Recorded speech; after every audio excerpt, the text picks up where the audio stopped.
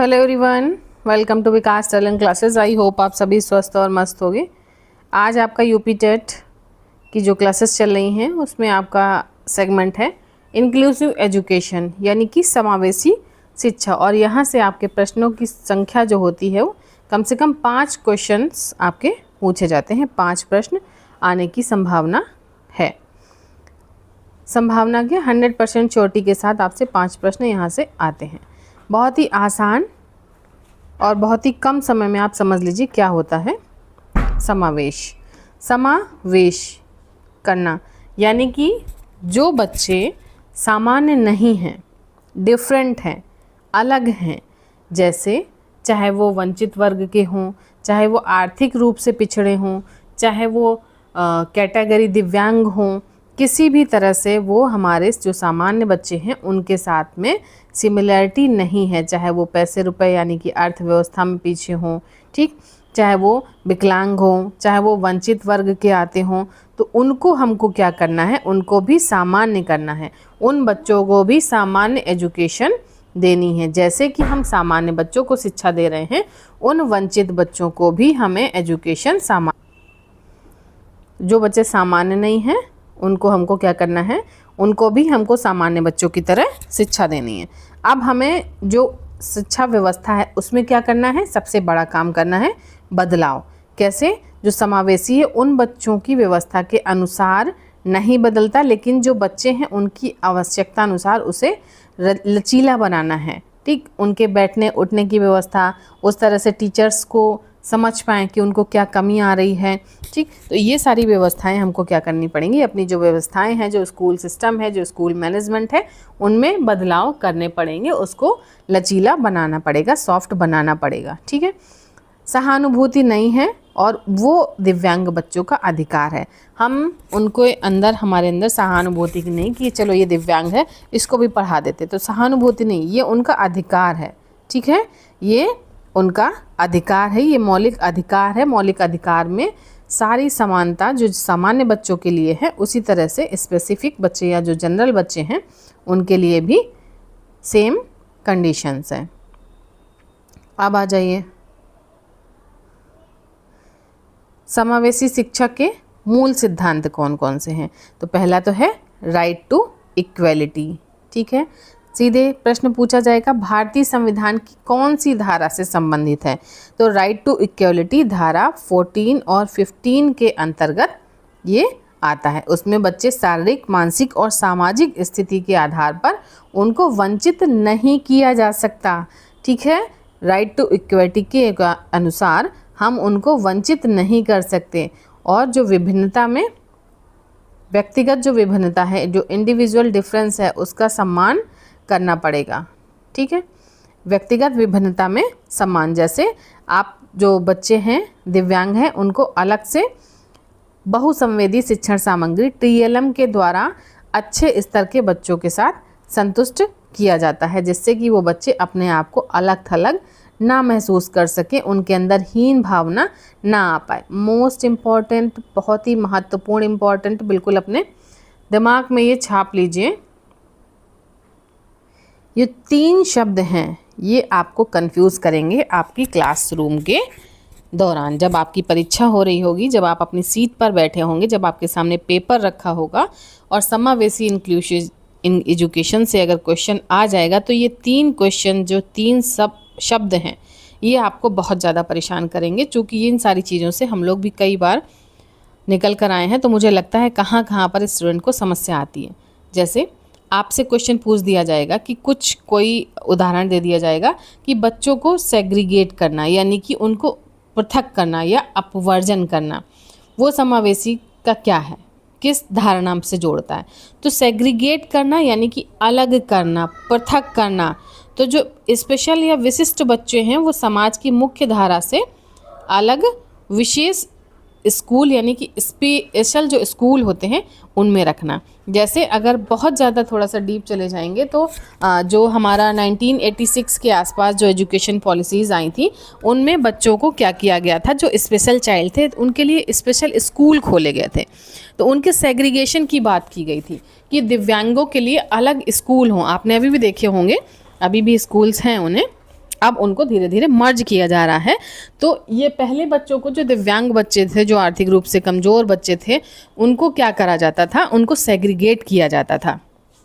ठीक है, तो अब तो सेग्रीगेट समझते रहिएगा, ये एजुकेशन पॉलिसी की पहली जो पॉलिसीज़ थी उनके अंतर्गत ये सारी चीज़ें आती थी। फिर इसके बाद 2002 जो NPE आई, उसके बाद में इनको क्या किया गया, भाई हम इनको सेग्रीगेट नहीं करेंगे, हमें इनको क्या करना है, इंटीग्रेट करना है। क्या करना है, हमें इनको एकीकृत करना है। जैसे जो विशिष्ट बच्चों को सामान्य स्कूल में प्रवेश दे देते थे, पहले क्या करा इन्होंने, पहले जो स्पेशल बच्चे थे, यानी कि जो दिव्यांग बच्चे थे, जो स्पेशल नीडेड वाले बच्चे थे, ठीक, उनको, उनके लिए हमने स्कूल खोल दिए। ठीक, ये कंडीशन कहाँ पर थी, ये सेग्रीगेशन 1986 के आसपास की बात है। ठीक है, फिर इन्होंने कहा कि ये तो बहुत ज़्यादा हमारे जो बच्चे हैं उनका भी मौलिक अधिकार है और हम उनको इस तरह से अलग नहीं कर सकते कि उनको अलग स्कूल में बंद कर दिया गया। उन्हीं की तरीके के बच्चे हैं, उन्हीं की तरीके की, बस वो बाहर की दुनिया के साथ में अटैच नहीं हो पा रहे हैं, वो अपने आप को बिल्कुल अलग महसूस कर रहे हैं। तो हमें क्या करना है, सेग्रेट महसूस कर रहे हैं या अलग महसूस कर रहे हैं, तो हमें क्या करना है, उन बच्चों को वहाँ से निकालना है।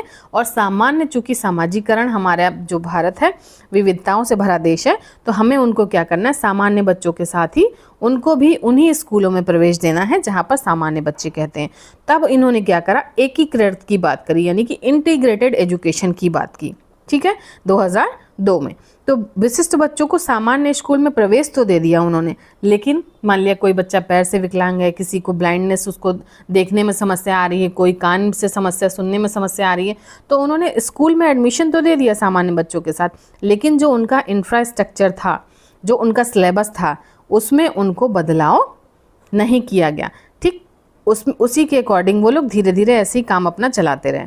फिर जा कर के ये इंक्लूसिव एजुकेशन की बात 2005 के आसपास आती है।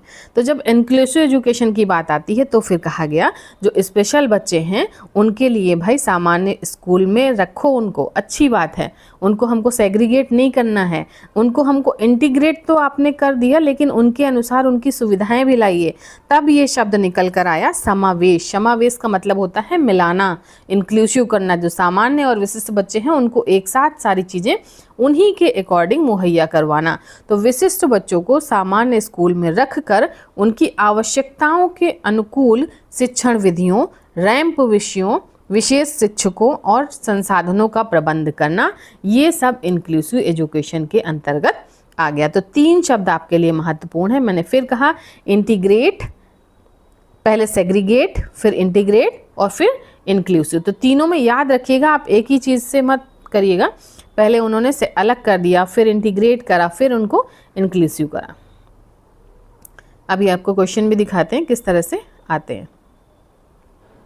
तो समावेशित जो बच्चे थे, जो समावेशित बच्चे, विशिष्ट आवश्यकता वाले जो बच्चे थे, वो कैसे, एक तो संवेदी रूप से भिन्न होते हैं, जैसे सेंसस से, जैसे दृष्टिबाधित होते हैं तो उनको काहे की ज़रूरत होती है, ब्रेल लिपि की ज़रूरत होती है। ब्रेल लिपि में वो अपना उसी तरह से उसको टच करके पढ़ते हैं।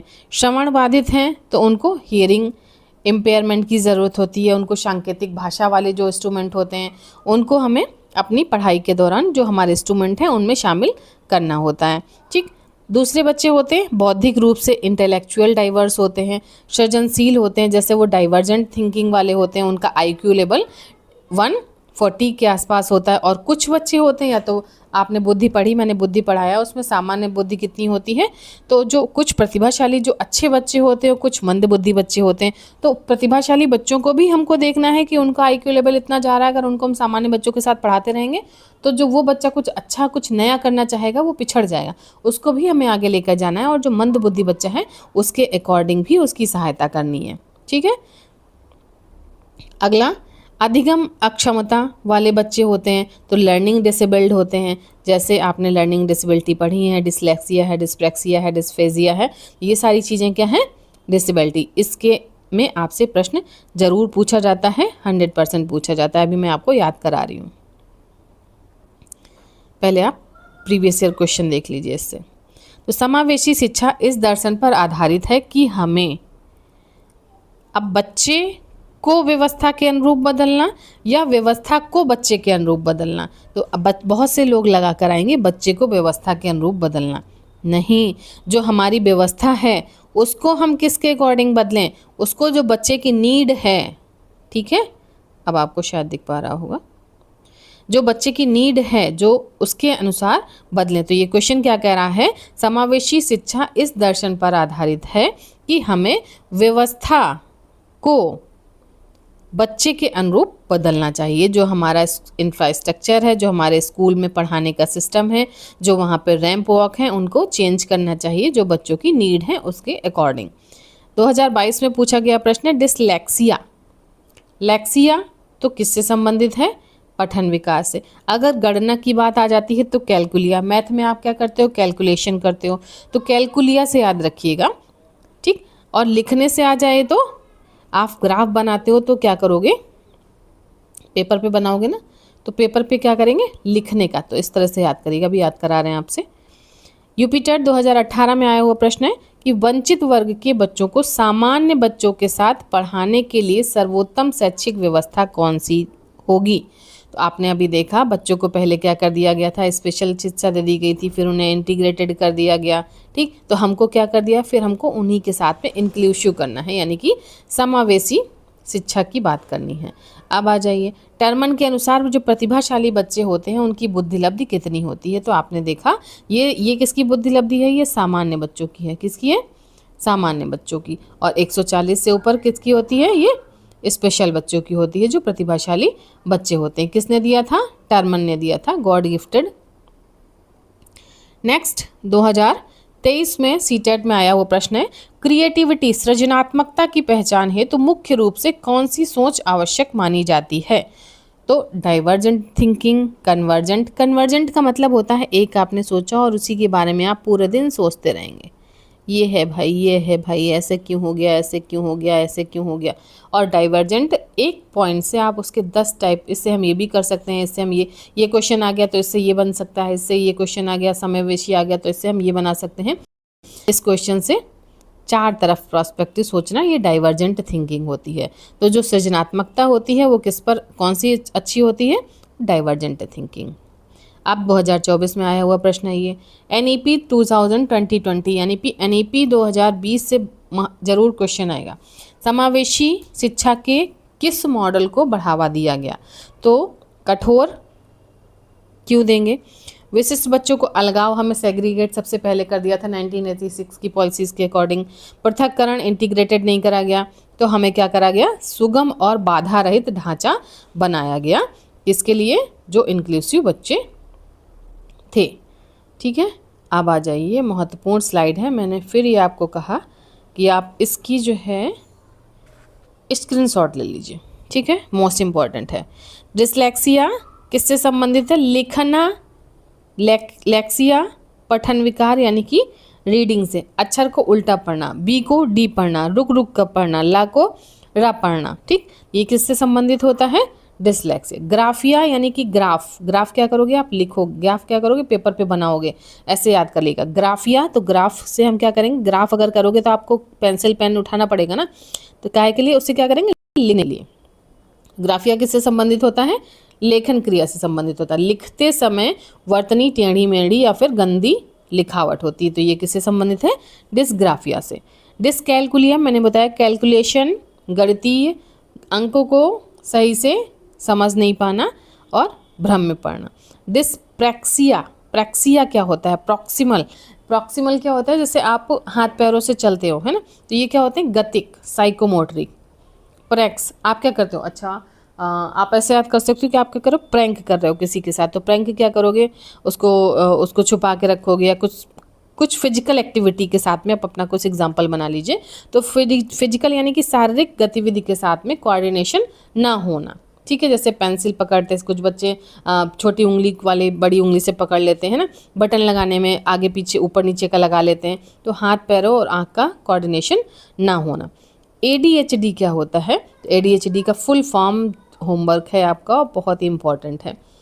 ये हाइपर एक्टिविटी, ध्यान केंद्रित ना होना, जैसे इस समय आपके अंदर क्या चल रहा होगा, मेरे अकॉर्डिंग ADHD का पूरा जो कॉन्सेप्ट चला, हिंदी पढ़ लूँ, संस्कृत पढ़ लूँ, CDP पढ़ लूँ, कहाँ पढ़ लूँ, कौन से क्वेश्चन पढ़ लूँ, हे भगवान मेरे 110 आ जाएं, हे भगवान मेरे 90 आ जाए, मेरे तो 100 आ जाएं, CTET निकल जाए, UP टेट निकल जाए। तो ये सारी चीज़ें क्या है, आपका फोकस एक जगह नहीं है, एक स्थान पर टिक कर ध्यान ना लगाना, अत्यधिक चंचलता। तो ये क्या कहलाता है, ADHD।